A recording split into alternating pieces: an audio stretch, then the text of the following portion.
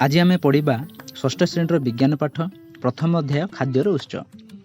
आम आमर अभ्यास और पसंद अनुसार विभिन्न प्रकार खाद्य खाई था। या छड़ा विभिन्न ऋतु अनुसार आमर खाद्य अलग होता है।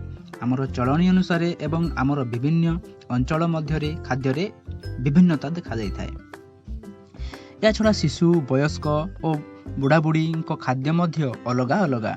आम दिनर समय भिन्न भिन्न प्रकार खाद्य खाई था। जेपरिक आम सकाळे जलखिया खाई था, खरा बेले भात डाली भजा तरकारी इत्यादि खाई था, राति रे रुटी डालमा और भात तरकारी खाई था। या छड़ा आम सबुदिन एका प्रकारर खाद्य खाई न था। तथापि आमर अंचलर अधिकांश परिवारर खाद्य है भात डाली तरकारी। आम समस्ते बंची रहिबा पई खाद्य खाई था। विभिन्न कार्य करने को जो शक्ति मिली थाए ता खाद्य ही मिली थाए।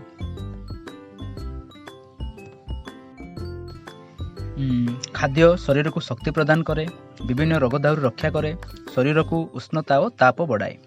आमे आमर अधिकांश खाद्य गछ लता ठारू ही पाई थाओ। या छड़ा केतेक प्राणीज खाद्य मध्य खाई थाओ। प्राणीज खाद्य कहिले जेपरिक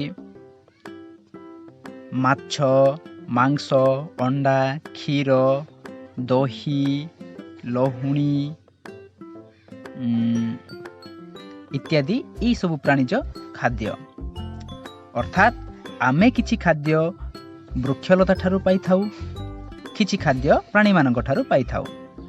जो सबु सामग्रीर मिश्रण रे खाद्य प्रस्तुत हुए ताहाकु खाद्यर उपादान कहा जाए। विभिन्न खाद्यर उपादान भिन्न भिन्न। जेपरिक भात पाई उपादान चाउल पानी, रुटी पाई उपादान अटा पानी, लुण, मांस तरकारी पाई मांस तेल, लुण, हलदी, अदा, पियाज, मसला इत्यादि। परिबा तरकारी पाई आलू, पटल, लुण, हलदी, पानी इत्यादि। यही सब जिनिस को अध्ययन कले जना जाए जे आम खाद्यर केतेक उपादान उद्भिद ठारू मिली थाए, केतेक उपादान प्राणी ठारू मिली थाए। हेले आउ केतेक उपादान अछि ताहा प्राणी और उद्भिद ठारू मिली न थाए, जेपरिक लुण और पानी। आमे खाद्य आकार रे उद्भिदर विभिन्न अंश को व्यवहार करू।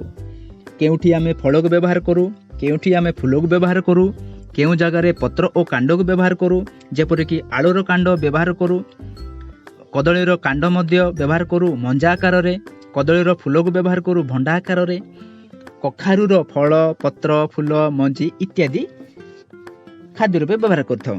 मूलार कांड और पत्र को व्यवहार करथाउ।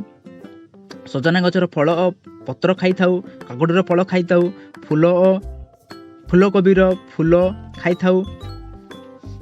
किंतु कौनसी अजणा और अचिन्ना गछ खाद्य रूपे व्यवहार करबा उचित नुहे।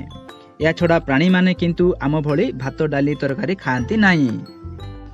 सेमानंकर रुचि भिन्न भिन्न प्रकारर अटे। तांकर खाद्य अभ्यास अनुसार सेमानंकु तीन भागरे विभक्त करा जायछि, शाकाहारी, मांसाहारी, सर्वाहारी। जो माने केवल उद्भिद बा उद्भिदजात पदार्थ खांदी सेमाने शाकाहारी प्राणी अटंती। उदाहरण स्वरूप हाथी, छेली, गाई, ठेकुआ।